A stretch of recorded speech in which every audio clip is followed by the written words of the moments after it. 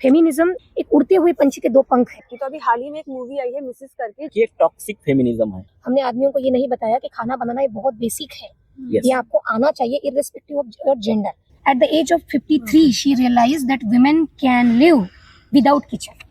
तो इसके लिए लेकिन उसकी पूरी जिंदगी उसको किचन में डालनी पड़ी और उसी से औरत बन गई आदमी की प्रॉपर्टी, क्योंकि ये मेरे लिए वारिस पैदा करने वाली है। किसी महिलाओं ने आज तक किसी धर्म को स्थापन नहीं किया। अम्बेडकर का एक सेंटेंस था, गुलाम आला गुलामाची जाणीव करून द्या, मराठी में बोला है। स्लेव को उसके स्लेवरी के बारे में बताओ। तुम मुझे ना चाहो तो कोई बात नहीं, किसी और को चाहोगी तो दिक्कत होगी। महिलाओं को किचन में ही जकड़ कर रखना बच्चों का बहुत रोल है, बच्चों का बहुत बड़ा रोल है। सही जो बहुत हम लोग ग्लोरिफिकेशन करते हैं तो उनको ना हम वो माँ के अंदर की ना औरत मार देते हैं। नारीवाद जो है ना वो नारी के लिए कम और पुरुषों के लिए ज्यादा आवश्यक है। अगर आप किसी से प्यार करते हो और अगर वो नहीं कमा रहा है और आप कमा रहे हो तो इट इज ओके, क्या प्रॉब्लम है?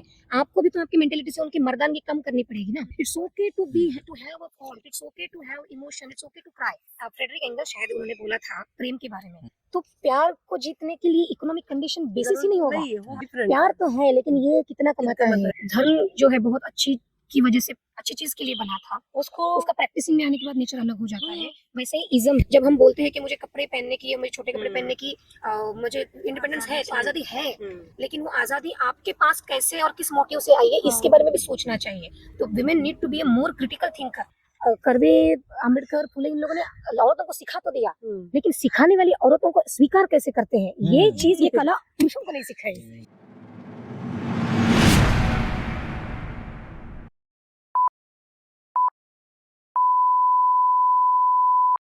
Hello everyone, this is my first ever podcast. International women's day आ रहा है तो मैंने सोचा क्यों ना इस पे जो लोग जानकार हैं फेमिनिज्म को लेकर उनसे बात की जाए कुछ ज़रूरी मुद्दों पे। तो आज मेरे साथ 3 लोग हैं। सबसे पहले हैं सुदाम राठौर सर, जो कि महाराष्ट्र के बहुत बड़ी कवि हैं। दूसरी है मेरी प्यारी मैम नम्रता फलके, जो कि एक समीक्षक हैं और एक कवि हैं। और तीसरी है प्रोफेसर डॉक्टर सुकेशनी थोराट, जो कि doctor Ambedkar university law university से में प्रोफेसर है। तो इन सभी का मैं अपने वीडियो में स्वागत करती हूँ, अपने इस पॉडकास्ट में, फर्स्ट पॉडकास्ट में स्वागत करती हूँ। इन सबसे हम जानेंगे कि इन लोगों की नज़र से फेमिनिज्म क्या है। सबसे पहले मैं आप तीनों से पूछना चाहूँगी कि फेमिनिज्म की आप लोगों की परिभाषा क्या है? आप फेमिनिज्म को कैसे डिफाइन करेंगे? एक एक करके आप लोग बता दीजिए। फेमिनिज्म आखिरकार एक मानवतावाद, समता, स्वतंत्र, बंधुता, इसका दूसरा नाम फेमिनिज्म है। क्योंकि वर्ल्ड में 2 ही जाति है, एक है पुरुष और दूसरी है महिला है। तो दोनों मिलकर दुनिया बनती है। तो एक अगर एक का शोषण हो, एक को दुय्यम लेके, एक को पीछे रखे, एक आगे जाए, तो इसे मानवतावाद नहीं कहेंगे। तो फेमिनिज्म यानी मानवतावाद है, फेमिनिज्म यानी समानता है, फेमिनिज्म तो स्वतंत्रता है। मैं फेमिनिज्म यानी मानवतावाद समझता हूँ। और वो मानवतावाद सिर्फ महिलाओं के लिए नहीं होता, वो पुरुषों के लिए भी होता है, सभी के लिए होता है। मेरा दृष्टिकोण ये है। हाँ, सुदाम ने जो बोला मैं उससे ताल्लुकात रखती हूँ कि आखिर में ये सारे रास्ते हैं। तो ये फेमिनिज्म और मार्क्सवाद, अम्बेडकरवाद, इसके अलावा हम ये बोलेंगे कि जैसे मार्क्सवाद, अम्बेडकरवाद है, जैसे जो वाद है सारे, उसी तरीके से एक स्त्रीवाद भी है जो अल्टीमेटली आपको मानवतावाद के पास इंसानियत के तरफ आपको ले जाएगा। ये एक वे है। और ये जैसे आप देखिए विमेन सेंट्रिक और फेमिनिस्ट, मतलब नारी केंद्री और नारीवाद, ये 2 चीज़ें स्लाइटली डिफरेंट है। जब हम नारी केंद्री बोलते हैं तो नारी के दुखों के बारे में बोलते हैं, उसके जो सोशल, कल्चरल, हिस्टोरिकल जो एस्पेक्ट है उसके बारे में बोलते हैं। ये चीज़ें इंपॉर्टेंट है क्योंकि इसी के बेसिस पे वुमेन एम्पावरमेंट की पॉलिसी डिज़ाइन की जाती है। लेकिन जब हम स्त्रीवाद बोलते हैं तो एक बहुत लार्जर स्ट्रक्चरल कंसेप्ट उसमें आता है कि उसकी जड़ें कहाँ पे है। तो अब जब स्त्रीवाद देखते हैं तो हमें लगता है कि जो पितृसत्ता है हमारे भारत में तो थोड़ी जटिल है, क्योंकि उसमें जातिवाद भी आ जाता है, वर्ण व्यवस्था भी आ जाती है। तो ये सारी चीज़ों के ऊपर कमेंट करना और उससे एक ऐसा रास्ता निकालना कि जो सभी के लिए एम्पावरमेंट और उसको बोलते हैं उन्नति की दिशा में लेके जाए, तो ये एक लार्जर पर्सपेक्टिव है स्त्रीवाद का। जो लोगों को बहुत बार मिसअंडरस्टूड हो जाता है, तो फेमिनिज्म, नारीवाद ये पुरुषों के खिलाफ नहीं है, क्योंकि पितृसत्ता के जो नुकसान है वो पुरुषों को भी हो रहे हैं। तो इन सभी के, उन सबके ही जो प्रॉब्लम्स है, ये सारे एस्पेक्ट्स दूर करके हम एक समानतावादी और एक सुंदर भविष्य की ओर जिसको चलना बोलते हैं। तो स्वामी विवेकानंद ने भी बहुत अच्छी तरीके से नारीवाद के बारे में बोला है। जब वो लेटर्स लिखे थे उन्होंने अपने बहुत सारे दोस्तों को, तो उसमें वो बहुत बार इसके बारे में चर्चा करते हैं। और उसमें वो बोलते हैं कि जैसे हम बोलते हैं ना कि एक क्या बोलते हैं उसको, एक गाड़ी के दो पहिए हैं, तो उन्होंने वो एग्जाम्पल नहीं दिया है। उन्होंने बोला है कि ये एक उड़ते हुए पंछी के दो पंख हैं। तो वे समतोल होना बहुत ज़रूरी है उसमें, तभी ये आज़ादी में उड़ सकेंगे। तो मुझे लगता है ये जो विवेकानंद ने डिफाइन किया है, ये है नारीवाद। क्योंकि गाड़ी के पहिए तो आगे पीछे चलते हैं, चल सकते हैं, ये साथ में उड़ते पंख हैं। तो साथ हाँ, ये साथ में उड़ते हैं। है ना। फेमिनिज्म मीन्स क्या होता है ना, वो महिलाओं को आगे करने के लिए और जेंट्स को डोमिनेट करने के लिए ये मीडिया बता रही है, पर रियलिटी ये नहीं है। फेमिनिज्म चाहती है कि पुरुष और स्त्री को इक्वल राइट्स मिलने चाहिए, फिर वो घर से हो, शुरुआत तो अपने घर से होनी चाहिए। क्योंकि हम लोग देखते हैं कि फुले अम्बेडकर सब किसके घर में हो, बाजू वालों के घर में, हमारे घर में ना हो। हर कोई पढ़ता है, लिखता है, स्पीच देने के लिए जाता है, पर खुद नहीं करता है। तो शुरुआत हमारे घर से होनी चाहिए। और हमें बताया जाता है कि first layer, second layer, third layer ने क्या फॉरेन कंट्रीज से आई है, और वुमेन्स फर्स्ट लेयर है वो कि वुमेन्स ने अपने राइट्स के खिलाफ रास्ते पर आकर आंदोलन किए हैं। कि वो चाह रहे थे कि हम कामगार वर्ग है और हम लोगों को 12-12 घंटे काम कर रहा है, समान वेतन नहीं मिल रहा है, हमको लीव नहीं मिल रही है, तो इसीलिए महिलाएं आंदोलन किया। फिर ये फर्स्ट सेकंड लेयर करके आया है। परंतु अगर हम भारत में देखते हैं तो सबसे पहले उसको डोमिनेट करने के लिए रिलीजन में, उसको अलग अलग रूढ़ी परंपराओं में उसको बांध कर दिया है। घर में काम करने के लिए उसके बांध कर दिया, जैसे फास्ट रहते हैं अलग अलग। अभी तो अलग अलग बहुत सारे फास्ट आ रहे हैं हमारे इंडिया में। तो क्या होता है ना, इससे क्या हो जाएगा, वुमेन्स के दिमाग पर कब्जा किया जा रहा है। तो मुझे क्या चाहिए, मुझे इक्वल चाहिए, और मैं एक इक्वल समाज का निर्माण करना चाहती हूँ, ना कि मैं पुरुष को डोमिनेट करना चाहती हूँ, ना कि मैं ऐसी कोई संस्कृति नई निर्माण करना चाहती हूँ। मैं भी एक मानव हूँ और मुझे भी मानव बनकर समाज में जीना है। इसीलिए ये वुमेन्स आया, ये स्त्रीवाद आया है, ना कि वो किसी को नीचा और ऊपर दिखाना चाहती है, और इसको गलत तरीके से दिखाया जा रहा है। आपने अभी घर के कामों की बात की, तो अभी हाल ही में एक मूवी आई है मिसेस करके, जो कि मलयालम मूवी 2021 में आई थी, द ग्रेट इंडियन किचन, उसकी रीमेक है। इस मूवी के आने के बाद खासतौर से हिंदी पट्टी में लोग दो धड़ों में बट गए हैं। पहला वर्ग ये वो है जो कह रहा है कि बहुत सिंपल सा, बहुत बेसिक सा कॉन्सेप्ट है, जिसको फालतू में बात का बतंगड़ बनाया जाए, जैसे थप्पड़ मूवी को लेकर था कि एक थप्पड़ पे कौन डिवोर्स लेता है। और दूसरा जो वर्ग है वो ये सोच रहा है कि बहुत बेसिक सा कॉन्सेप्ट है जिसको उठाया जाना चाहिए था, जिससे अब तक किसी ने ध्यान नहीं दिया, नजरअंदाज किया गया, उसकी बात की गई है। तो आपको क्या लगता है कि ये जो विरोध करने वाला वर्ग है, जिन्हें लग रहा है कि बहुत बेसिक कॉन्सेप्ट को बढ़ा चढ़ाकर बताया जाए, दिखाया जाए, घर के काम तो करे ही जाते हैं, महिलाएं करती ही हैं, इसे क्यों इतना बात का बतंगड़ बनाया जा रहा है, वो वर्ग विरोध क्यों रहा है इतनी बेसिक सी कॉन्सेप्ट पे? तो आप लोग इसको कैसे देखते हैं? इसके बारे में सुना है कि एक टॉक्सिक फेमिनिज्म है। टॉक्सिक फेमिनिज्म कि देखो भाई, ये घरेलू मामला है और इसमें ये जो काम है, तो ये काम तो सदियों से चले आ रहे हैं ना, तो इसमें दिक्कत क्या है? अगर आप इतनी सी छोटी सी बात है और उसका इतना बड़ा हाँ बना रहे हो, तो मुझे लगता है बहुत छोटी छोटी बातें होती है, बहुत छोटी होती है। मुझे अब याद आता है, मैं इसके बारे में आपको बताऊंगा। मेरी शायद 3 नंबर की बहन थी, तो मुझे याद है अभी। तो मैं जब छोटा था, मेरी 3 बहनें थी और मैं सबसे बड़ा। तो घर में मेरे लिए दूध मिलता था, रोज 1 गिलास दूध मिलता था मुझे, और उसमें शक्कर बकर डाल के, घी डाल के मेरी माँ जो है तो मुझे स्कूल में जाने से पहले दे देती थी। तो लेकिन मेरी बहनों को नहीं देती थी, कभी नहीं देती थी।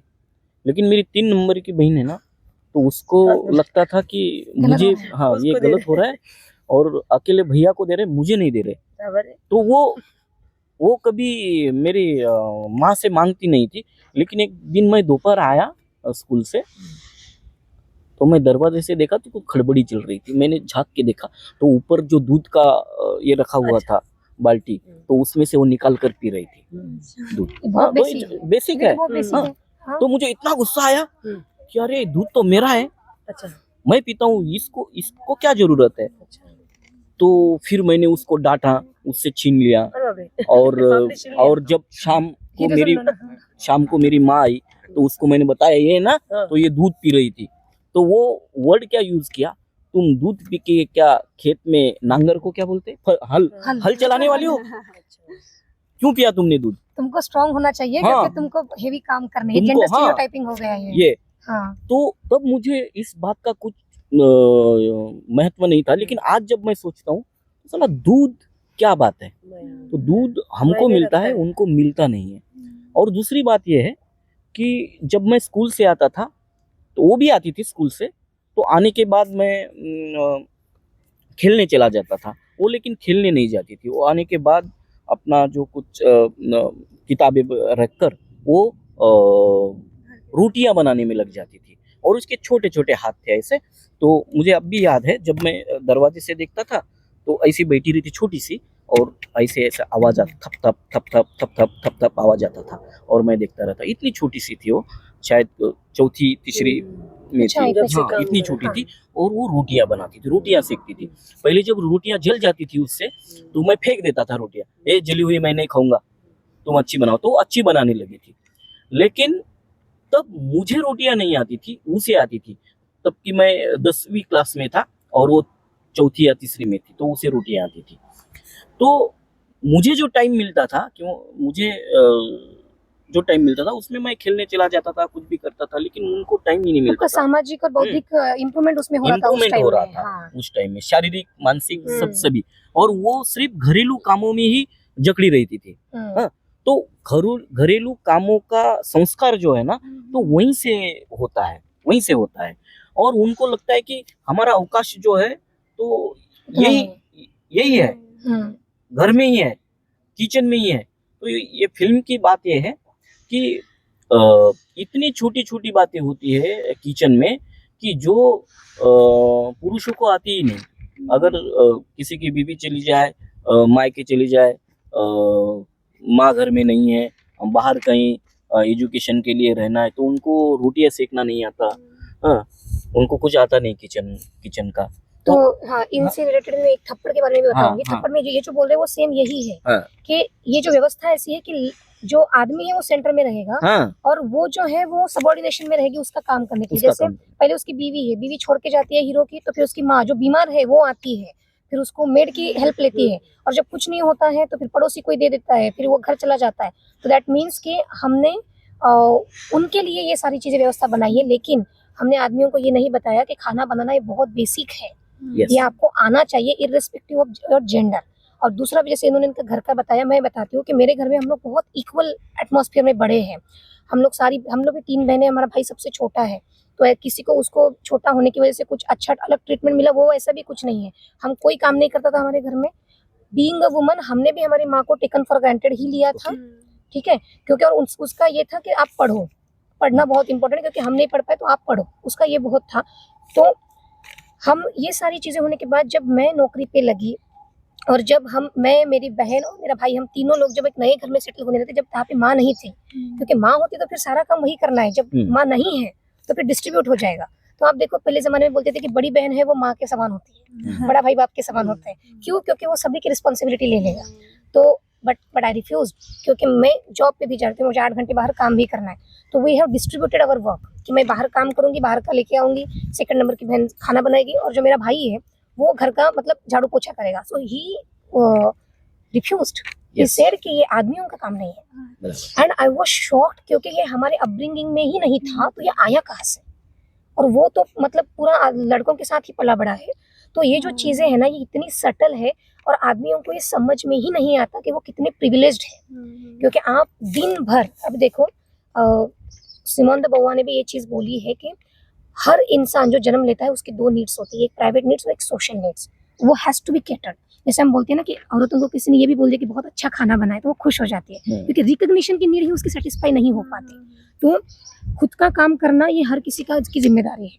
और उसके आगे जाके हम जो एक बोलते हैं ना कि वो नीड ढूंढना कि हम क्यों हम हमारी खासियत क्या है, हम किस कला के साथ पैदा हुए हैं, हमें क्या हासिल करना है, ज़िंदगी कैसे है, जीवन कैसे है, जो समझने की बात होती है, कुछ हासिल करने की बात होती है, ये नीड भी सबकी है, क्योंकि रिकॉग्निशन की नीड भी सबकी होती है।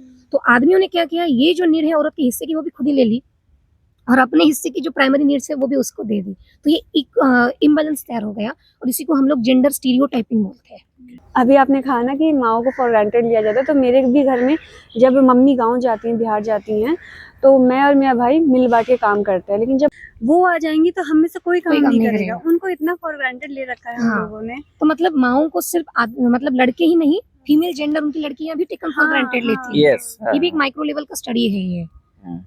आपने वो मूवी का बताया कि लोग बोल रहे हैं कि ये छोटी सी बात है और हाँ। बड़ा बतंगड़ कर, ये बात छोटी नहीं है। ये बात छोटी नहीं है, क्योंकि बताएंगे ही ऐसे, क्योंकि पेट्रार्की सोसाइटी है पूरे हमारे वर्ल्ड में मराठी है। में एक फिल्म था, आपको शायद गोष्ट छोटी डोंगरा एवढी, अच्छा हाँ? मालूम है ना? हाँ। बट ये तो बात इसी- छोटी नहीं है। हाँ। उस छोटी बात को आप बोल रहे छोटी बात करके उसको दबा रहे हैं। उसमें पूरे वुमेन्स का चित्रण किया गया है कि वो मॉर्निंग से लेकर रात के बिस्तर में पड़ने तक कितना काम करती है। उसको तो पे तो कुछ मिलता नहीं है, परंतु उसके पे की छोड़ो, वो तो पैसे की मोहताज नहीं है, परंतु उसका जो खुद का करियर या खुद का अस्तित्व है वो कहीं भी नहीं है। और उसको जैसे आज भी बोलते हैं चप्पल की तरह जूती की जैसे वुमेन्स है ना, ये इस्तेमाल किया जाता है, हाँ, आज भी किया आज भी किया जाता है। चूल्हा चौके तक ही औरत सीमित है, बच्चे पैदा करना है वही उसका काम है ना। तो ये नहीं है, वुमेन्स को भी अस्तित्व है, वो भी ह्यूमन बीइंग है। तो इसीलिए डोमिनेट करने का काम तो अभी भी शुरू है। वुमेन्स अगर अपना राइट्स जानती है तो वो बाहर निकलेगी। क्या अगर कोई वुमेन्स बाहर निकल रही है, हम लोग बाहर निकल रहे तो हमने क्या घरदार थोड़ी छोड़ दिया है। हम अपना घर भी चल रहे हैं, हमारे पति भी संभाल रहे, बच्चे भी संभाल रहे, फैमिली समझ कर हम सब कुछ कर रहे हैं। पर एक जेंट्स उस तरह से नहीं करता है। जेंट्स को लगता है कि नहीं, वो हम घर में आए ना तो औरत हमारे सामने नटी थटी होनी चाहिए, हमारे जूते उतरे, हमारे कपड़े प्रेस करे, हमको खाना खिलाए, ये करे वो करे। जो वो क्योंकि हम बाहर काम जाती है करके उसको आए हेल्प नहीं किया जाता है। हैं। तो ये अपने घर से शुरू होना चाहिए। हमने ऐसा कपड़ा पहन तो हमको बोलते क्या मर्दान जैसे चल रही है, क्या मर्दान जैसे बाल कटवा दिए, लेडीज इस तरह से नहीं रहती। किसने बोला है भाई ये मर्दान है? ये समाज जब बर्थ हुआ है, बर्थ होने के बाद जब बर्थ होता है तो नेचर हमको इक्वल देती है। फिजिकली हम डिफरेंट है पर हम ह्यूमन बीइंग इक्वल देते हैं। जब हमको कपड़े पहनाए जाते हैं तो ये लड़के के लिए अलग सा पैंट शर्ट रहेगा, लड़की के लिए ये स्कर्ट रहेगा या फ्रॉक रहेगा, झबला रहेगा, कुछ भी रहेगा, है हालांकि ना। अभी बहुत चेंजेस हो रहे हैं। अभी वो हम देखते हैं कि मैनेजमेंट स्कूल में भी अभी इक्वल यूनिफॉर्म दिए जा रहे हैं। Yes. सरकार भी कोशिश कर रही है, लेकिन माइंडसेट चेंज सिर्फ करना गवर्नमेंट का काम काम नहीं है, नहीं, सिर्फ सोशल का government भी का काम काम है ना। नहीं है, गवर्नमेंट हाँ। अकेले थोड़ी ये करेगी। कितने कितने के लोग बोलने से कुछ नहीं होता है, समाज को इसलिए तो जब पढ़ाते हैं ना सोशलॉजी, वो मदर है सब सब्जेक्ट की, हाँ। तो उसमें बताया जाता है ना कि मोरलिटी सिखाए जा रहे हैं। क्यों सिखाए जा रहे हैं? कि सिर्फ गवर्नमेंट ने कानून कायदे बनाए उससे नहीं होने वाला। जब जिसको एहसास हो जाए नैतिक जिम्मेदारी खुद की, हाँ। इसी तब हम जाकर इसको रोक सकते हैं। हाँ हाँ। और इसमें एक चीज ये बताती हूँ मैं, ये कि वो बोलते कि हम लोग बाहर काम कर रहे हैं तो इसलिए औरतें अंदर काम कर रही हैं, हम लोग कमा के लेके आ रहे हैं, ठीक है। अब इसमें डिफरेंस क्या है बताती हूँ मैं। ये औरत एक ही छोटे से एक लिमिटेड एरिया है उसका, वो उसी में काम कर रही है 30 साल 40 साल 50 साल तक, मतलब जब तक वो थकती नहीं है तब तक वो उसी में काम कर रही है जा रही है। और आदमी जो है वो अपने घर से ट्रैवल करके किसी ऑफिस में जा रहा है। तो ये मूवमेंट प्रगति के लिए बहुत इंपॉर्टेंट है। ये सिर्फ सिंबॉलिक नहीं है, बहुत इंपॉर्टेंट है। आप बाहर जाते हो, 4 लोगों से मिलते हो, आपका जोन ऑफ योर एक्सपीरियंसेस, आपका नॉलेज वो बढ़ता है, आपका जीवन डायनामिक होता है। लेकिन जो औरत है वो रोज वही कर रही है वही चीज़ें, तो जो मोनोटोनी है ना, it leads to, it's redundant बन जाती है लाइफ, जिंदगी इसमें। और ये एक चीज़ में और इसमें ऐड करती हूँ, कोरोना के टाइम में जब मेरी माँ क्वारंटाइन थी तो मैंने उसको 21 दिन का क्वारंटाइन फेज दिया था मैंने। So she one day cried, तो बोले कि डिलीवरी के बाद 30 साल के बाद ये पहला बार है कि 30 साल के बाद कि मैं 21 दिन तक, मतलब 10 दिन के ज़्यादा मैं किचन से बाहर रही हूँ। So at the age of 53 she realize that women can live without kitchen. तो इसके लिए लेकिन उसकी पूरी जिंदगी उसको किचन में डालनी पड़ी, तो ये बहुत बड़ा लॉस है। ये बहुत स्वाभाविक है, बहुत नेचुरल है, बहुत नेचुरल समझा जाता है कि आदमी बाहर का काम करे, औरतें घर का। समाज ने आदमी किया सारे- ये डिसाइड। सारे, हाँ, आदमी सारे बड़े काम करेगा, औरतें घर के छोटे काम जो समझे जाते हैं उसको वो भी छोटे करेंगी। बोल दिए हाँ, उन्होंने। बोल दिया गया। छोटे हालांकि उसका अगर इकोनॉमाइजेशन करेंगे ना तो हाँ। बजट बहुत बढ़ेगा हमारा। बजट बहुत बढ़ेगा। तो इसका उसको जो- अनुत्पादक काम बोलते हैं मराठी हाँ। में, अनुत्पादक, हाँ। यानी उससे उत्पादन कुछ नहीं होता पर है। हो रहा है कि आप अगर घर में खाना नहीं खाएंगे, आपको घर में खाना नहीं मिलेगा, तो आप बाहर जाके काम कैसे करेंगे? तो इसके पीछे जाते हैं कि कब से ये काम बांटे गए, कब से फिक्स हो गया ये सब काम। तो वो मैंने पहले ही बताया ना कि क्या हुआ, जब बर्थ हुआ है हमारा, बर्थ होने के बाद क्या होता है, ये बता दिया इसने ये ड्रेस पहना, ये हो गई शुरुआत घर से और समाज से। तो ये अगर अब साइकोलॉजी पढ़ते हैं तो साइकोलॉजी में इसको एक मेंटली बीमारी कहा गया है, क्योंकि जब बर्थ होना है नेचर ने सेम दिया है सबका, तो क्या होता है ना, तुमने ये कपड़े पहने, तुमने वो करना है वो करना है, ये पेट्रियार्कल सोसाइटी ने उनको लाद दिए, लेडीज ने ऐसे करने, लेडीज ने बाल बढ़ाने हैं, लेडीज जब बाल बढ़ाएगी तब वो उसका सौंदर्य है। तो सौंदर्य मीन्स क्या है, बाल। अरे भाई वो जैसी वैसी दिखेगी ना, वो बाल रहे या ना रहे, आपका देखने का नजरिया जैसा है। जैसे जो हमारे सर हमको बता दे, काला चश्मा पहनते हैं तो हमको काला नजर आएगा, और हम व्हाइट पहनेंगे तो हम व्हाइट नजर आएगा। जैसे हमारी सोच है वैसे दिखेगा। फिर वैसे ही देखो, अभी टीचर ने, अब हम प्रोफेसर काम करते तो प्रोफेसर ने कैसा होना चाहिए, हमारे भारतीय कल्चर में बोला कि साड़ी बीड़ी पहननी है, हम सबसे डिफरेंट है।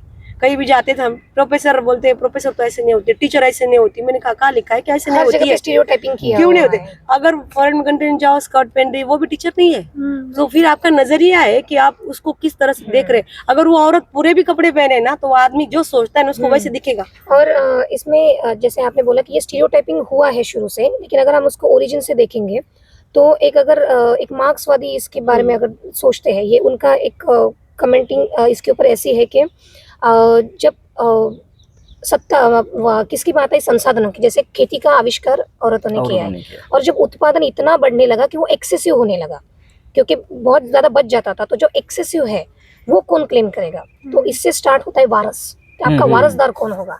और वारसदार के लिए आपको तय करना पड़ेगा, क्योंकि पहले मैट्रिलिनियल थी, लोग झुंड में रहते थे, फैमिली सिस्टम कुछ थी नहीं, तो इसीलिए औरतों के नाम से जाना जाता था। जैसे वीका रजवाड़े जो हमारे महाराष्ट्र में, उन्होंने जो बहुत अच्छी किताब लिखी, भारतीय विवाह संस्था का इतिहास, ये किताब सबने पढ़नी चाहिए। तो ये जो एक्सेसिव जो उत्पाद है, जो बचा हुआ जो इनकम है, वो ये किसको ट्रांसफर होगा? तो इससे आया वारसदार, उससे आई प्रॉपर्टी, और उसी से औरत बन गई आदमी की प्रॉपर्टी, क्योंकि ये मेरे लिए वारस पैदा करने वाली है। और ये चीज़ सिर्फ भारत में नहीं हुई है, ये भारत के परिप्रेक्ष्य में नहीं, पूरे वर्ल्ड में हुए। आप अगर कुछ एलिजाबेथन और विक्टोरियन कुछ लॉज देखेंगे, तो उसमें अगर कोई आदमी दूसरे एक औरत को वायलेट करता है, उसकी मॉरलिटी अगर वायलेट करता है, तो उसमें there used to be a statute कि that this person has infringed the property of this man, तो इनकी संपत्ति में हस्तक्षेप किया है। इस तरीके के भी हुआ करते थे ये चीज़ें। तो ये, और जब आप किसी की प्रॉपर्टी बन जाती हो तो फिर आपको इस तरीके से आपको काम दिया जाता है, आपको बाहर, जैसे मैडम ने पहले ही बताया था कि औरतों ने इतनी सारी खोज किए हैं कि वो कॉम्पिटिटिव बन गई वो। तो अगर वो कंपटीशन को हटाना है तो फिर उसको एक दायरे में बांध के रख दो। फिर वही से स्टीरियोटाइपिंग स्टार्ट हुआ, आज तक आए वो चल रहा है। हम बोलते हैं कि हम जानवर नहीं हैं, क्योंकि हमारा जो ब्रेन है वो बड़ा है, तो हमको अगर वो ब्रेन इन जानवरों से दूर करता है, तो हमें ये भी सिखाता है कि स्त्री पुरुष भी as a human being equal है। ये स्टीरियोटाइपिंग नेचर ने नहीं क्रिएट की है, ये हमने समाज में हमारा। और हम लोग, प्रॉब्लम ये है कि हम लोग अभी भी कंटिन्यू किए जा रहे हैं। प्रॉब्लम ये है, हिस्ट्री में देखा जाए तो रिलीजन देखते हैं, रिलीजन की उत्पत्ति हुई जब रिलीजन आया, ह्यूमन बीइंग के बाद रिलीजन आया। रिलीजन में सिर्फ क्या था, धर्म में धारण करना होता है, जो अच्छे तत्व है, समाज इक्वल रहने के लिए, समाज में प्यार बंधुता रहने के लिए, एक ह्यूमन बीइंग रहने के लिए, वो रिलीजन की एस्टेब्लिशमेंट की शुरुआत में। बट बाद में क्या हुआ, लोगों ने अपने अपने तरीके से उसको चेंज कर दिया है। तो उसमें क्या हुआ, लोग सवाल करते हैं कि बोले कि किसी महिलाओं ने आज तक किसी धर्म को स्थापन नहीं किया। सही है, हमने एक्सेप्ट किया, जब डिस्कशन हो रहा है नहीं किया हमने। क्यों नहीं किया? आपने ये नहीं सोचा कि क्यों नहीं किया? फिर हमको बोला जाता है कि महिलाओं में उतनी शक्ति है ही नहीं, महिलाएं बौद्धिक काम करती नहीं। भाई हम चाहते नहीं, हम इक्वल समझ चाहते हैं। धर्म में देखो, कौन से धर्म में महिलाओं को इक्वालिटी दी है? वैसे आप देखते हैं कि सबसे पहले बुद्धिस्ट जो कंट्री थी हमारे इंडिया की, तो बुद्धिस्ट, जैसे फॉरेन से बताया कि वो मूवमेंट हुई, 3 लहरें आई, फिर वो हिस्ट्री बताए जा रहे हैं। पर इंडिया की भी एक हिस्ट्री है। इंडिया में सबसे पहले जो बुद्धिस्ट रिलीजन था, उसमें जो महामाया थी, वो मोंक बनने के लिए उनसे परमिशन मांगती है। वो कहती है वो हमको भी मोंक बनना है, तो आप हम पर, तो वो कहते हैं कि बुद्ध कहते नहीं, उनकी तरह से वो बोलते हैं कि नहीं, वुमेन्स अगर आती है तो खत्म हो जाएगा, आदि नहीं चलेगा। तो सबसे पहले अगर वो वहाँ से शुरुआत शुरू हुई कि हमें भी इक्वल राइट मिलना चाहिए, तब जाकर कुछ बहस हुई, फिर जाके महिलाओं को उसमें प्रवेश मिल गया। तो ये स्टार्टिंग हुई वहाँ से, हिस्ट्री अगर हम देखते हैं तो। फिर अलग जाकर फिर अलग अलग कंट्री में आपने बताया कि मीन्स आंदोलन किए खुद के राइट के लिए, 12 आवर्स नहीं करेंगे, समान वेतन चाहिए और छुट्टी चाहिए प्रसव के लिए, है ना। इस तरह से हुई। फिर हमारे इंडिया में भी क्या हुआ, बहुत लोगों ने महापुरुषों ने, समाज सुधारकों ने कार्य किए, उसमें भी अगर हम देखते हैं आधुनिक पीरियड में तो डॉक्टर अम्बेडकर को, फुले को हम मानते हैं, जो उन्होंने जाना कि एजुकेशन के बिना जो अगर हम अम्बेडकर का एक सेंटेंस था, गुलाम आला गुलामाची जाणीव करून द्या, मराठी में बोला है। स्लेव को उसके हाँ। स्लेवरी के बारे में बताओ ताकि वो हाँ। पता चले कि उसके ऊपर कितना अगर इंजस्टिस हम हो रहा है। कहीं भी किसी लोगों को जाकर लेडीज को भी बोलते नहीं ऐसा नहीं वैसा है, जैसे किसी वुमेन्स को अगर इंडिया में देखते हैं ना कि उसकी शादी हुई कि नहीं, जैसे प्रॉपर्टी का मैडम ने बोला है, तो शादी का मतलब क्या हो गया, जो विवाह संस्था में यहाँ पे मतलब क्या हो गया, वो उस पुरुष की प्रॉपर्टी बन गई, उसकी कुछ भी इच्छा रहे ना रहे वो उसको उसकी तरह से जीना पड़ता है ना विवाह संस्था में, है ना। तो फिर उसमें भी एक मूवी आई थी, नो बोल के, no no no miss no no, है ना। लेकिन तो ये स्टार्ट ना, मैं जस्ट इंटरप्ट करती हूँ, ये मैं कल गाना सुन रही थी, रोशन जी ने उसका म्यूजिक दिया, साहिर लुधियानवी, उन्होंने लिखा है कि तुम मुझे ना चाहो तो कोई बात नहीं, किसी और को चाहोगी तो दिक्कत होगी। अब देखो ये कितना बाहर बड़ा से, सेंटेंस हाँ, है। exactly. मिस हम देखो वो किसी को भी चाह सकते हैं, कुछ भी कर सकते हैं, उसका gents, इम्पोर्टेंस ही मान्य वो नहीं कितने किया भी है। करेंगे, है ना, लेकिन लेडीज करती है तो नहीं, है ना। मिस लेडीज के स्वतंत्रता पर गदा आ गई यहाँ पर, है ना। और वो आज यही समझ रहे हैं कि वो हमारी प्रॉपर्टी है, हम जैसे करेंगे वैसे नहीं, करेंगे। उनका सवाल ये था कि स्टीरियोटाइपिंग। हाँ, तो महिलाएं किचन में ही क्यों और पुरुष किचन के बाहर क्यों? हाँ। इसकी शुरुआत कहाँ से हुई? मुझे लगता है, मैं एक बार डिस्कवरी चैनल पर देख रहा था, तो ये जो मादाएं होती है ना, तो वो जब बच्चे पैदा करती हैं तो उसके बाद उनको खाना लाना पड़ता है, तो वो शिकार करती है, लाती है, कुछ हिस्सा जो है तो वो बच्चों को खिलाती है और कुछ हिस्सा जो है तो वो नर को भी खिलाती है। तो नर बैठ के खाता है, वो लाती शिकार करके वो अब शेर के बारे में बोल रहे हाँ, हो, लायन के बारे में, हाँ, लायन के बारे में। Roots of lion. हाँ। हाँ। तो वो बैठ के खाता है, वो शिकार करके लाती है। तो प्रजनन क्षमता जो है ना वुमेन्स की, तो प्रजनन क्षमता, प्रजनन होने के बाद बच्चों का पालन और पोषण करने के लिए वो खाना लाती है ढूंढ के। तो यही बात जो है ना, तो वो हमारे मानव प्राणी में भी है कि वो बच्चों को जब जन्म देती है औरतें, तो उसका पालन पोषण करने के लिए उसको खाना खिलाना पड़ता है। तो पुरुष नहीं करते, ज्यादातर पुरुष नहीं करते। तो और देखो, बच्चों का और माँ का जो रिलेशन होता है ना, तो वो उसको क्या बोलते हैं, भावनिक स्तर पर होता है, और अटैचमेंट जो होता है तो भावनिक स्तर पे होता है। और कुछ नर जो है, पुरुष जो है, तो उसका थोड़ा सा अलग होता है अटैचमेंट बहुत होती है, लेकिन अलग सा होता है। तो बच्चों की जिम्मेदारी सबसे ज्यादा माँ उठाती है, तो उन बच्चों का पालन पोषण करना हो तो उनको खाना खिलाना पड़ेगा, और खाना खिलाना पड़ेगा तो किचन में जाना पड़ेगा। तो हमारे यहाँ अब भी बच्चों का बहुत बड़ा रोल है इसमें कि महिलाओं को किचन में ही जकड़ कर रखना, बच्चों का बहुत बड़ा रोल है। सही है। अभी देखो, तो बहुत बड़े बड़े निर्णय जो होते हैं ना, तो सिर्फ बच्चों के लिए ही लिए जाते हैं। हमारे यहाँ देखो, बच्चों का पढ़ाना, बच्चों को ये करना, बच्चों को वो करना, तो इसलिए बच्चा जो है, बच्चों का ये जो प्रॉब्लम है, तो मुझे लगता है बहुत सारा महिलाओं का प्रॉब्लम यहीं से शुरू होता है। बच्चों का पालन पोषण करना, उनका अपनी इच्छाओं को मारना बच्चों के लिए। तो मैंने उस पे एक मराठी में कविता लिखी थी, अब नहीं बताऊंगा मैं, वो बहुत बड़ी है। तो मैंने उसमें ऐसा लिखा था कि देखो माँ, तुमने बच्चों के लिए त्याग किया है, उसका मैं कभी ही प्रशंसा नहीं करूंगा, क्योंकि तुमने हमारे लिए इच्छा मारी है, बच्चों के लिए इच्छा मारी है, इसका मैं औदार्यपूर्ण उल्लेख नहीं करूंगा। तो मुझे इसका बुरा लगता है कि मेरे लिए तुमने त्याग किया है, तो इसका और नहीं करना चाहिए। He is talking about the glorification of motherhood. जो बहुत हम लोग ग्लोरिफिकेशन करते हैं, तो उनको ना हम वो माँ के अंदर की ना औरत मार देते हैं। ये प्रॉब्लम हो जाता है उसमें, बहुत सटल है, समझ में नहीं आता। ये जनरली ऊपर से लगता है कि किया है। माँ तो करती है। माँ को हमारे भारत में एक्चुअली प्यार को ना त्याग से भी जोड़ा गया है। ये बहुत बड़ा इशू है हमारे यहाँ। और दूसरा, आपने जो स्टीरियोटाइपिंग का बात किया था, तो जैसे इन्होंने बोला कि जब हंटर और गैदरर जो हम लोग थे ना जिस पोजीशन में, तो जैसे वो रसवाड़े जी ने भी वही चीजें लिखी है कि जब मादा जन्म देती थी तो वो शिकारी थे उस टाइम में लोग, तो वो घूमते रहते थे, तो एक जगह ऐसी भी आती थी जहाँ पे उसको पीछे रहना पड़ता था, और उसके भी पे जब वो हंटर गैदर थे तब वो इक्वल पोजीशन में थे, सब मिल के शिकार करेंगे और सब बराबरी का हिस्सा लेंगे। लेकिन जब वो प्रेग्नेंट रहती थी तो वो इसीलिए नहीं रहती थी, तो उसको साथ पीछे रह जाती थी। तो वो धीरे धीरे क्या हुआ, वो ऐसे आदमी को चुनती थी जो सशक्त हो, जो खुद के लिए और उसके बच्चे के लिए भी शिकार शिकार लाए। लाए। वहां से कुटुंब व्यवस्था का जन्म हुआ हमारे यहाँ पे, और उसी से वहां से फिर धीरे धीरे, जैसे मैं बोला कि जैसे ही अतिरिक्त उत्पाद होता है, ज्यादा इनकम क्रिएट हो जाता है, तो वारस का हो जाता है और फिर उसके बाद स्टीरियोटाइपिंग स्टार्ट हो जाती है कि ये मेरे अंडर रहनी चाहिए। That is the thing. ये सब स्टार्टिंग तो सही रहा, हाँ। स्टार्टिंग में कोई प्रॉब्लम नहीं थी कि घर का काम महिलाएं करेंगी, बाहर का काम पुरुष करेंगे, बांट दिया गया अच्छे से।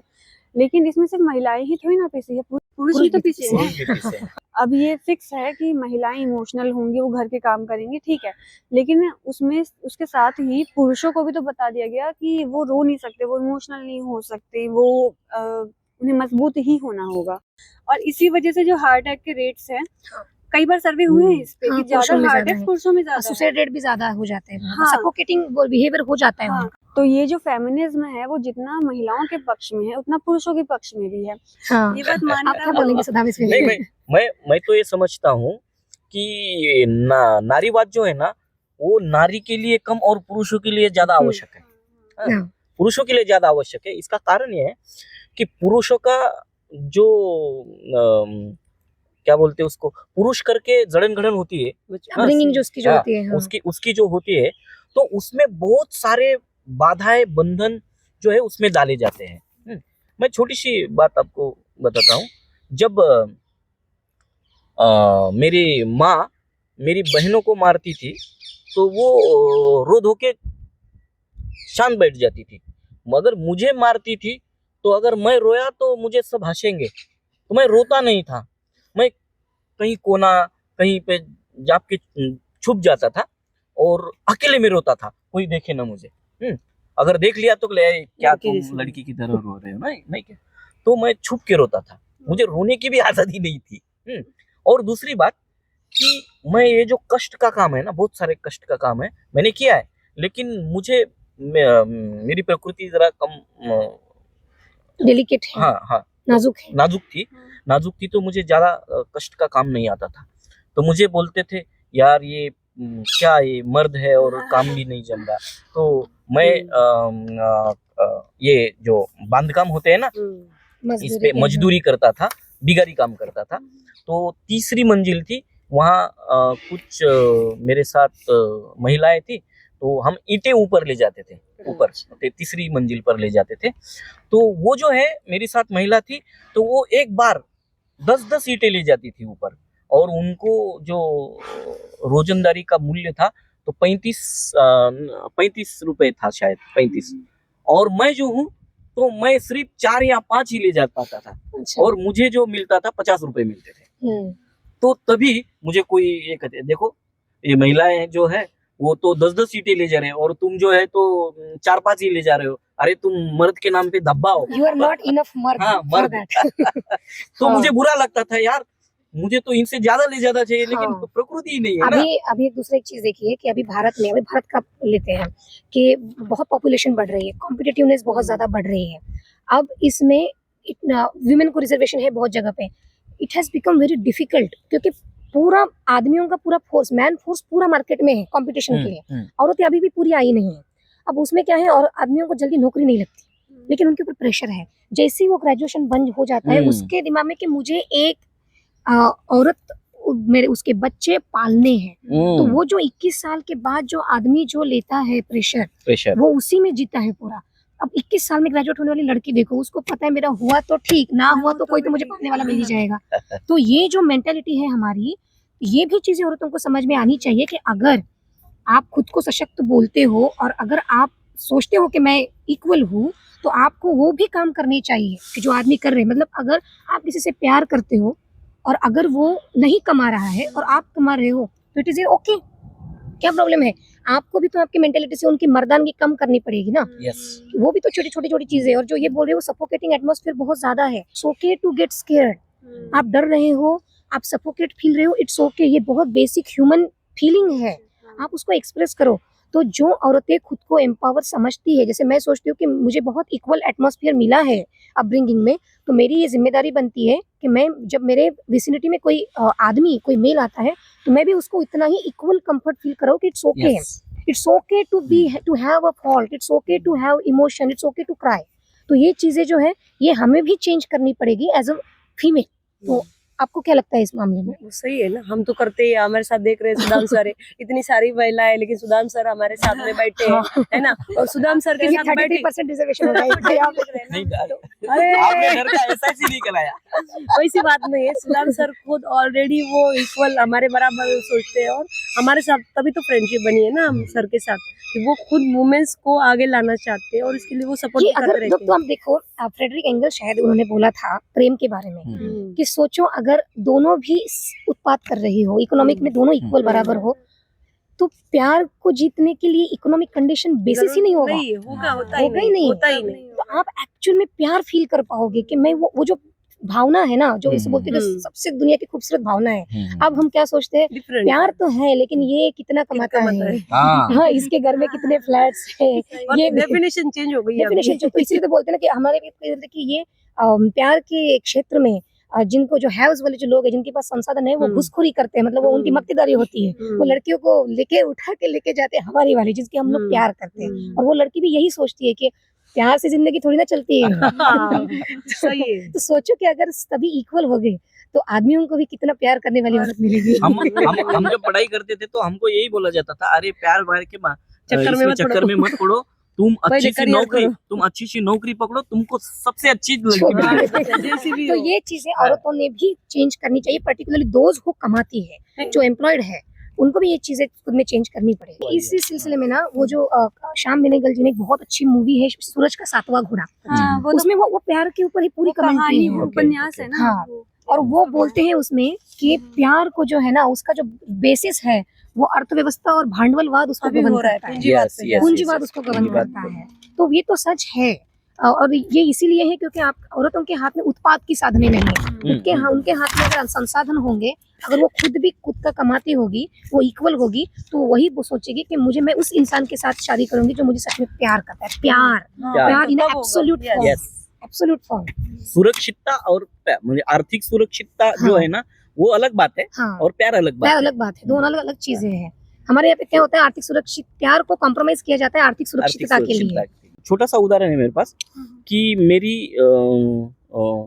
मेरा एक भाई है, तो वो था शायद उसका वो 25 साल का था, 25 साल का था, और जिससे उसकी शादी हुई है तो वो तब 31 साल की थी। तो सभी ने विरोध किया था, अरे तुझसे तो वो 6 साल बड़ी है, तुम क्यों शादी कर रहे हो। तो तभी उसके पास नौकरी नहीं थी और उसके पास नौकरी थी, लड़की के पास नौकरी थी।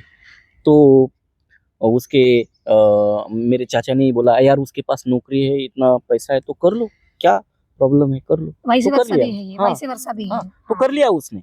वो दिखने में भी यानी थोड़ी सी ये थी बड़ी, और उसके दृष्टिकोण से अच्छी नहीं थी। तो मुझे एक बार मिला और मैं तब औरंगाबाद में था, तो मुझे बोला मैं उसको यहाँ बुलाता हूँ, तुम देख लेना और मुझे बताना क्या करना है। तो मैंने यही तुम्हें क्या लगता है, तुम्हें पसंद है? तो बोला पसंद तो नहीं है ज्यादा, लेकिन नौकरी है, नौकरी कमा लेती है, कमा लेती ये है। सेम जैसे हाँ, औरतें देखती है, वैसे ही आदमी भी देखते हैं। आदमी देखते हैं। जैसे सिचुएशन चल रही है, हाँ। हाँ, तो मुद्दा ये है, अगर आर्थिक स्वतंत्रता है, अवलंबन है, खुद के ऊपर स्वावलंबन है, तो कोई बात नहीं है, सब हो जाता है। तो स्त्रियों के शोषण का जो पहला पहलू है तो आर्थिक है, आर्थिक स्वतंत्रता चाहिए, आर्थिक चाहिए, हाँ। तो बाकी सब एडजस्टमेंट हो हो जाती है। जाता ये जितने भी वाद हैं, जैसे स्त्रीवाद हो गया, अम्बेडकरवाद हो गया, मार्क्सवाद हो गया, समाजवाद हो गया, ये सारे वाद इन द एंड मानवतावाद की तरफ ही जाते हैं। तो अगर आप मार्क्सवादी हैं तो ये ऑटोमेटिक होना चाहिए है भी कि आप स्त्रीवादी होंगे ही, मतलब फेमिनिस्ट होंगे ही, क्योंकि ये जितने भी वाद हैं वो इन द एंड मानवतावाद की तरफ जाते हैं। स्त्रीवादी होना भी आप सबको बराबर का अधिकार दे रहे हैं, नारीवादी होना आप सबको बराबर के अधिकार की बात करें। मार्क्सवाद में भी यही बात हो रही है, सबको बराबर के अधिकार की बात हो रही है। अम्बेडकरवाद में भी वही बात हो रही है, सबको बराबर के अधिकार की बात हो रही है। तो सारे वाद इन द एंड मानवतावाद की तरफ जाते हैं। लेकिन जब अम्बेडकरवादी लोग या फिर जब मार्क्सवादी लोग या फिर जब समाजवादी लोग या फिर और भी किसी वाद के लोग कोई बात कर रहे होते हैं, कोई काम कर रहे होते हैं, कोई प्रोटेस्ट कर रहे होते हैं, तो उसमें या फिर उनसे आप बात करके देखिए, आपको पता चलेगा कि ज़रूरी नहीं है कि हर मार्क्सवादी स्त्रीवादी हो, ज़रूरी नहीं है कि हर अम्बेडकरवादी स्त्रीवादी हो, क्योंकि वो इन दोनों को अलग मानते हैं, जबकि दोनों पैरेलल हैं। ये चीज़ जो वाद में यकीन रखने वाले लोग हैं वो नहीं मानते हैं। अम्बेडकरवाद जो है ना वो जातिवाद के खिलाफ, धर्मवाद के खिलाफ, वंशवाद के खिलाफ अम्बेडकरवाद और मुझे लगता है सबसे बड़े फेमिनिस्ट भी डॉक्टर बाबा साहब अम्बेडकर ही थे। हाँ, मैं वही बात बता रहा हूँ। तो देखो क्या बोलते हैं उसको, जाति का प्रिविलेज जिसको मिला है, जाति का, देखो भाई जिसके पास ज्यादा कुछ सुविधाएं हैं और किसी के पास कुछ भी सुविधाएं नहीं है, तो अगर जिसके पास नहीं है उसे मांग ले तो वो देगा नहीं, देता नहीं, हाँ? तो उसके लिए संघर्ष करना पड़ता है। तो बात यह है कि अगर खुद अम्बेडकरी आंदोलन में जो काम कर रहे हैं, अगर वो पुरुष है तो पुरुष होने के प्रिविलेज उनको मिल ही जाते हैं, जन्मजात मिल जाते हैं, तो छूटते नहीं है। जैसे जाति के प्रिविलेज किसी को मिल जाए तो वो छूटते नहीं है, और क्या बोल इतना औदार्य किसी में होता किसी नहीं में होता नहीं कि हम अपना पावर दूसरे को दे दे। हाँ, तो वही बात अम्बेडकरी आंदोलन में काम करने वाले लोगों का भी होता है। वो जाति भेदभाव के लिए बोलेंगे, लेकिन स्त्री पुरुष भेदभाव के बारे में नहीं बोलते। ये उनका प्रॉब्लम है, ये अम्बेडकर वाद का प्रॉब्लम नहीं है। हाँ, ये उनका प्रॉब्लम है। अम्बेडकर वाद जो है तो वो कभी पुरुष और स्त्री इसमें कभी, हाँ, इसमें कभी था ही नहीं। वो पूरा दोनों के लिए समांतर। हमारे यहाँ पे हिंदू कोड बिल और औरतों के लिए सबसे बड़े स्टैंड लेने वाले ही अम्बेडकर थे। अम्बेडकर खुद जिस वक्त अम्बेडकर मूवमेंट चलाते थे इक्वालिटी के लिए, जैसे आपको पता है नासिक में कालाराम मंदिर हुआ था, 14 तालाब महाड़ में सत्याग्रह हुआ था, ये सब आंदोलन हुए थे। तो आपने देखना कि उस वक्त उस कास्ट सिस्टम में कुछ भी हो, सबसे ज्यादा अम्बेडकर के साथ में रहने वाली महिलाएं और उसी कम्युनिटी की महिलाएं थी। वो साथ में कंधे से कंधा लड़कर वो लड़ती थी अम्बेडकर के साथ। मूवमेंट में थी, कालाराम मंदिर मैंने बोला, 14 तालाब सत्याग्रह बोला, और नासिक और ये नागपुर में बहिष्कृत हितकारिणी सभा हुई थी 1942 में। वो देखो आप हिस्ट्री अगर आप पढ़ते देखते तो अम्बेडकर की इसमें, तो उनकी कम्युनिटी, हम भी उस कम्युनिटी से बिलोंग करते हैं, तो आज हम भी है। तो जब हमने उनको पढ़ा है, हम सिर्फ उनको नहीं पढ़ा है, हम सभी महापुरुषों को पढ़ते हैं। जब हम एक ही व्यक्ति को पढ़ेंगे तो हमें उतना ही दिखेगा, पर आप पूरे महापुरुषों को पढ़ते तब आपको दिखता है ह्यूमैनिटी पे आए हैं, वो ह्यूमैनिटी पे आए और वही बता रहे इक्वालिटी बिफोर लॉ। तो वो कहते नेचर ने सब भेदभाव नहीं किया है, तो हम भेदभाव करने वाले कोई नहीं है। कुछ गिने चुने लोग हैं, हम किसी व्यक्ति को नाम नहीं रख रहे, किसी को नहीं, गिने चुने लोगों ने क्या किया है अपने स्वार्थ के लिए वो चीज बना के लिए। तो ये एक सिंपल ये है कि जैसे धर्म जो है बहुत अच्छी की वजह से अच्छी चीज के लिए बना था, उसका प्रैक्टिसिंग में आने के बाद नेचर अलग हो जाता है।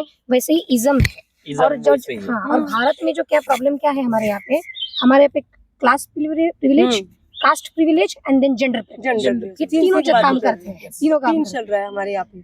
और वुमेन तीन शोषित है वुमेन। हाँ, एक तो कास्ट बेस पे नहीं, लेकिन उसको कास्ट का प्रिविलेज मिलता है ना, जो अपर कास्ट है, कास्ट का प्रिविलेज मिलता है उसको, और इसका भी वर्ग का भी मिलता है, जेंडर का प्रिविलेज नहीं, जेंडर का नहीं मिलता। और जो सबसे नीचे है उसको तीनों का प्रॉब्लम है। इसलिए सबसे शोषित जो है तो वो स्त्री है, और उसमें जेंडर का प्रॉब्लम नहीं आता है। और बाबा साहब ने उसमें निचले तबके की है ना, जब आप निचले तबके आप सर्च ये भी करोगे, निचले तबके की जो लेडीज है ना, जो अनटचेबल बोले या कुछ भी हो, निचले तबके की लेडीज हर क्षेत्र में वो काम करती नहीं, लेकिन वो इकोनॉमिक के फेज में था। मतलब जैसे उस टाइम में जैसे उच्च सवर्ण औरतें जैसे घर में कैद थी, तो इनको अपने पेट पालने थे, इसलिए उनको जाना ही पड़ा। काम करती थी, उतने ही लेवल पे काम करने लेवल पे, वो सोशल लेवल पे नहीं था, सोशल लेवल पे नहीं था, वो काम करने लगे। वो सेम ही है, वो जो हेलारो मूवी में औरतें बाहर नहीं निकल सकती, लेकिन अब वो बुढ़ा आदमी वो बाहर नहीं जा सकता तो कौन जाएगा? कौन जाएगा? तो फिर औरतों को बाहर भेजो।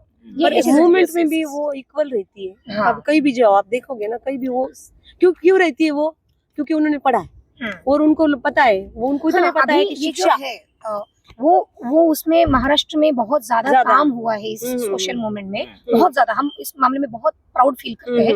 हालांकि जो कुछ इंसिडेंट होते हैं वो बुरा भी लगता है, जी लेकिन हमको पता है कि ये दलित मूवमेंट हो, moment है। महिलाओं की मूवमेंट हो, हम्म। इसमें महाराष्ट्र में बहुत अच्छा काम हुआ है, थैंक्स टू फुले, अम्बेडकर, अम्बेडकर, शाहू, शिवाजी महाराज से जो आई है भक्ति परंपरा, वारकरी समुदाय, ये जो ये थे हमारे चक्रधर महानुभाव ने जो काम किया है, और वो वहां से लेके आगरकर जो है समाज सुधारक भी।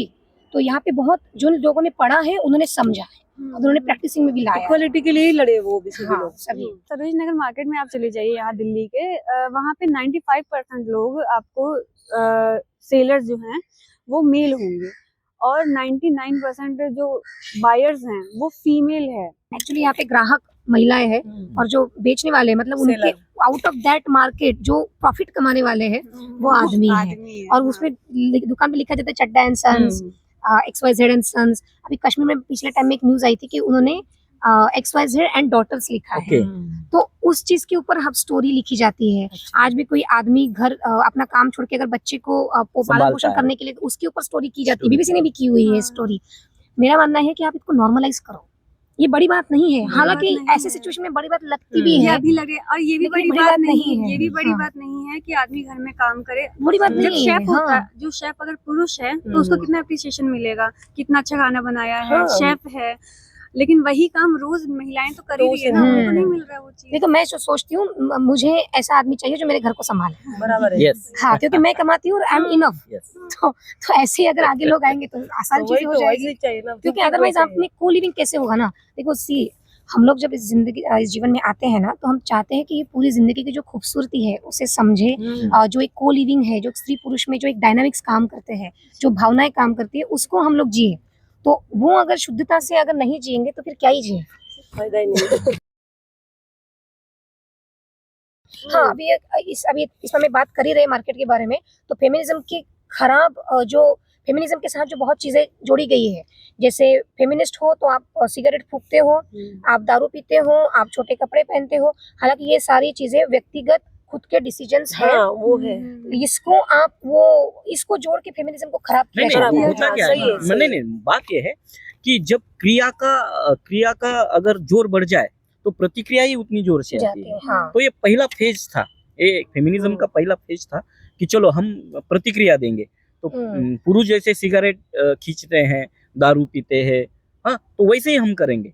तो वो सभी- पहली फेज थी। हाँ, पहली फेज थी, ठीक है, लेकिन हाँ। सभी पुरुष थोड़ी ना दारू पीते हैं, नैसर्गिक है वो। सभी हाँ। सिगरेट वो पीते हैं। बाद में, हाँ। उसको ना वो मर्दानगी के साथ जोड़ा गया था ये मतदान के चीज। साथ जोड़ा तो गया। मैं यही चीजें बोल रही हूँ कि ये चीजें भी ना पूरी मार्केट गवर्न करती है। जैसे 1929 का जो प्राइड मार्च हुआ था फेमिनिज्म yes, के yes, लिए, उसमें एक मार्केट के बहुत बड़े गुरु ने 7-8 मॉडल्स को छोड़ दिया।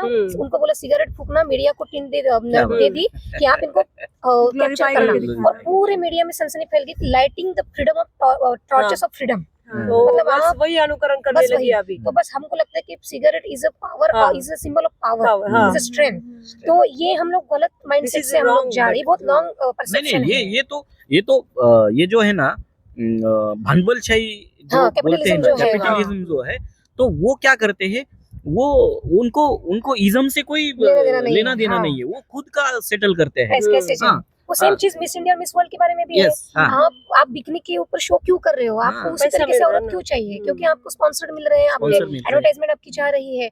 तो हमको जब हम बोलते हैं कि मुझे कपड़े पहनने की या मुझे छोटे कपड़े पहनने की मुझे इंडिपेंडेंस है, तो आजादी है, लेकिन वो आजादी आपके पास कैसे और किस मोटिव से आई है, इसके बारे में भी सोचना चाहिए। तो women need to be a more critical thinker about their behaviour and about their सोच ऑल्सो। हाँ हाँ, और इसी वजह से प्रॉब्लम होती है। कोई अगर बाहर जाके बोल दे कि आई एम अ फेमिनिस्ट, तो ये समझा जाता है कि छोटे कपड़े पहनना, सिगरेट पीना, स्मोक करना, सिर्फ लड़ाई झगड़े में बिलीव करना, यही निशानी होगी, यही एक की फैक्टर है फेमिनिस्ट होना। मुझे क्लब कविता वगैरह पार्टी महाजन ने करना। एक बार कहा था, हाँ, वो बहुत बड़ी पोएट बहुत थी बड़ी हमारे पोएट थी हमारे महाराष्ट्र में। मराठी में। तो मैंने उनकी जो है इंटरव्यू लेना था पीएचडी के लिए, तो मैंने कुछ सवाल डाले थे उनको। तो उसमें से एक था कि आप जो है तो एक नारीवादी कवयित्री है, तो नारीवाद के बारे में और आपकी कविता के बारे में आपका क्या कहना है? तो पहले ही उत्तर में एक शब्द में, मैं नारीवादी नहीं हूँ। तो वो इसी वजह से होता है। तो उन्होंने कहा, मैंने कहा नारीवादी क्यों नहीं आप? तो बोले नारीवाद कहने से नहीं होता, मैं नारीवादी हूँ ये कहने से नारीवाद, तो हमारे आचरण में ही नारीवाद होना चाहिए। तो मेरे आचरण में है नारीवाद है, और हमारे यहाँ नारीवादी रहने का जो पुरावा जोड़ते हैं तो वो रहता है कि आप बहुत ही बोल्ड सख्त हो, हाँ बोल्ड हो, तो मैं वो नहीं हूँ। हाँ मतलब तो इसका फेमिनिज्म मतलब आप जो समझते हैं कि नारीवाद इसको, वो नारीवाद नहीं नहीं है। है, मैं हाँ। हूँ तो वो दिखेगा, हाँ, मेरे लिखने ये में हमारे दिखेगा, महाराष्ट्र में हमारे ये रहने चीज में है। दिखेगा। एक्चुअली हमारे यहाँ पे फेमिनिस्ट पुरुष भी हो सकते हैं, जैसे सुदाम खुद फेमिनिस्ट है। तो पुरुष जो कविताएं लिखते, आप उस तरीके से लिखते हो, जो एम्पावरमेंट के बारे में बोलते हो, ऑटोमेटिक फेमिनिस्ट है वो। लेकिन क्या होता है कि आप फेमिनिज्म के साथ ये जो कुछ सख्त चीज, मर्दानगी वाली चीजें मर्दानगी अगेंस्ट वाली में जोड़ देते हो, यस, तो उसकी वजह से लोग बचते हैं खुद को फेमिनिस्ट कहना। Yes. और मुझे लगता है ये बहुत बड़ा इस मोमेंट का जो है ना, ये फेल्यूर है फेल्यूर कि है। आप खुद को प्राउडली नहीं बोल सकते कि मैं फेमिनिस्ट हूँ। हम्म। ये तो इसमें डैमेज हुआ है, दोनों साइड से डैमेज हुआ है इस मोमेंट को। ये चीज भी यहाँ पे बोलना जरूरी है। देखो हमारे भाई, नेमाड़े हमने भी नेमाड़े जब गुरुजी जो है, ग्रेजुएशन वो किया था ना, हमको भी नहीं पता, जैसे अभी मैडम ने बोला ना, सामान्य लोगों को पता नहीं फेमिनिस्ट किसे कहते हैं। वो इक्वालिटी दे रहे हैं, सब दे रहे हैं, तो हम ऐसे रहते थे, हमको नहीं पता इसको फेमिनिस्ट कहते हैं या क्या क्या कहते हैं। लोग हमको बोलते थे आप क्या फेमिनिस्ट हो क्या, क्योंकि मैं कहीं भी जाऊँ ना ऐसी बातें करती थी इक्वालिटी की, और रहने के लिए भी ऐसे रहते, तो उनको क्या लगता है ये ना फेमिनिस्ट है, बहुत सारा इसने पढ़ रखा हो। भाई मुझे तो उस वक्त सच बात बताते, उस वक्त समझ में नहीं आ रहा था। जैसे जैसे हायर एजुकेशन में गए, फिर हमारे जो आप बोलते हैं ना सोबत गुण संगत गुण मराठी में ना, क्या जैसे जैसे लोगों के बीच में रहने, इंटेलेक्चुअल लोगों के बीच में ना, तब जाके खुद पढ़ा, तब समझ में आ रहे यार इसको ही फेमिनिज्म कहती है, कि हम इक्वालिटी की बात करना, हमको समान राइट चाहिए, है ना। तो जनरल लोग पता नहीं है किसको फेमिनिस्ट कह रहे हैं और क्यों ये फेमिनिस्ट आया हाँ, है ना। तो ये लिटरेचर बार लोगों ने पढ़ा नहीं है, समझा हाँ, नहीं है, समझा नहीं तो है। इसी वजह से मिसकंसेप्शन बहुत हाँ, ज्यादा है। नहीं, ये भालचंद्र नेमाड़े के बारे में भी यही कर सकते हैं, और ज्ञानपीठ पुरस्कार मिला है, मराठी के बड़े बहुत साहित्यिक बड़े है। साहित्यिक है। हाँ। तो उनके साहित्य में भी यही है, वो हेट करते हैं फेमिनिस्ट लोग फेमिनिस्ट जो कि जो दिखाती जो है, दिखाती दिखावा है, करने ये जो वाले। सख्त रहने पे हालांकि उनकी दिखावा करते देखनी हैं। जो उनकी जो कविताएं है वो बहुत बहुत नारीवादी ही है, नारीवादी बहुत है, नारीवादी बहुत कविता है। नारीवादी कविता है। हाँ, लेकिन वो जब ऐसा नारीवादी लोग देखते हैं, नारीवादी का क्या बोलते हैं उसको, जो प्रैक्टिसिंग में जिस तरह से दिख रहा है, हाँ। दिख रहा है ग्राउंड पे जो दिख रहा है। हाँ, तो इसलिए अभी ये क्या उनका नाम, मुझे याद नहीं आ रहा अभी, उन्होंने किताब अभी लिखी है, किन्होंने? शब्द से उनका ये आया है, संग्रह आया, तो उन्होंने भालचंद्र नेमाड़े के साहित्य में रामचंद्र थोरात, थोरात सर। नहीं, थोरात सर नहीं, वो लड़की है आपकी जैसी, ओके। तो मुझे नाम नहीं याद आ रहा। हाँ, तो वो उन्होंने लिखा है भालचंद्र नेमाड़े के साहित्य में चित्रित महिलाएं, अच्छा। तो ये निबंध लिखा है उन्होंने, रिसर्च पेपर लिखा है। तो उसमें कविता में जो दिखते हैं भालचंद्र नेमाड़े जी, वो टेक्स्ट में नहीं तो दिखते, टेक्स्ट में नहीं दिखते। अभी उनकी जब रिसेंटली उनका जो एक कविता संग्रह है उसमें तो यहाँ तक जाते हैं कि ऐसा इतना खोज इन्वेंशन हो रहे हैं, तो टेक्नोलॉजी से कुछ इन्वेंशन करो और ऐसा कुछ उपाय करो कि जो बच्चे हैं वो आदमियों के पेट में पैदा हुए और तुम इससे छुटकारा मिल जाए तुम्हें। पालना, बच्चों को जन्म देना, यहीं से मुसीबत खड़ी हो जाती है। अभी देखो नहीं, वो कुछ चीजें उसको- नेचुरली है, naturally naturally है, हम हाँ। उसको नहीं कर सकते, तो वही भालचंद्र नेमाड़े वही तो बोल रहे लोग कर रहे हैं अभी घर टाइम नहीं, और इसमें एक चीज देखिए आप, अब गवर्नमेंट में भी जैसे पहले सिर्फ औरतों को ही छुट्टी मिलती थी, अभी आदमियों को भी 15 दिन की लीव मिल रही है, हैं। वो स्पेशल लीव है। और मैंने कल एक इंटरव्यू देखा था, मनु भंडारी हमारी हिंदी में बहुत बड़ी रचनाकार रही है अपने समय की। वो अपने एक इंटरव्यू में कह रही थी कि स्त्रियां पढ़ लिख के आगे बढ़ गई, ठीक है, स्त्रियों ने तो वो मेंटेलिटी अचीव कर ली कि उन्हें फ्रीडम चाहिए, उन्हें क्या चाहिए वो समझ गई, लेकिन पुरुष आगे नहीं बढ़ पाए। पुरुषों की मेंटेलिटी अभी भी 50-100 साल पीछे ही है, जबकि महिलाएं पढ़ लिख के अपने व्यवहार के लिए, अपनी आज़ादी के लिए, हक के लिए बात करने लगी। पुरुष इस चीज़ को अभी तक एक्सेप्ट नहीं कर पाए हैं, क्योंकि वो अपने एजुकेशन को अप्लाई में ला ही नहीं पाए हैं। एप्लीकेशन जो थ्योरी है उसको प्रैक्टिकल में ला ही नहीं पाएंगे वो लोग। ये बहुत पुराना, मैं आपको बताती हूँ, मैं 2010 की पास आउट हूँ पुणे से, श्रीमती नातीबाई दामोदर ठाकर सी SNDT विद्यापीठ से, जो महर्षि धोंडो कर्वे ने किया था, जो कि साउथ एशिया का पहला वुमेन्स यूनिवर्सिटी था। तो वहाँ पे 2009 में हमने हमने पहला लेक्चर हमारा ये था कि कर्वे, अम्बेडकर, फुले, इन लोगों ने औरतों को सिखा तो दिया, लेकिन सिखाने वाली औरतों को स्वीकार कैसे करते हैं, ये चीज, ये कला पुरुषों को नहीं सिखाई। तो ये चीजें थी, तो ये हाँ, तो ये जेंडर सेंसिटाइजेशन, इसीलिए आप देखो किसी भी आप गवर्नमेंट ऑफिस में जाओगे या फिर आप प्राइवेट सेक्टर में जाओगे, जेंडर सेंसिटाइजेशन के ऊपर इतना काम चल रहा है वहाँ पे, लेकिन पर वही है कि आप कितना इसको ऑब्जर्व करते हो, ये आपके इंडिविजुअल अपब्रिंगिंग के ऊपर डिपेंड करता है। तो खुद पढ़ना पड़ेगा, देखना पड़ेगा ये चीजों के बारे में। हाँ, तो फेमिनिस्ट पे बहुत अच्छी चर्चा हुई आज, बहुत सारे आयाम इसके पता चले।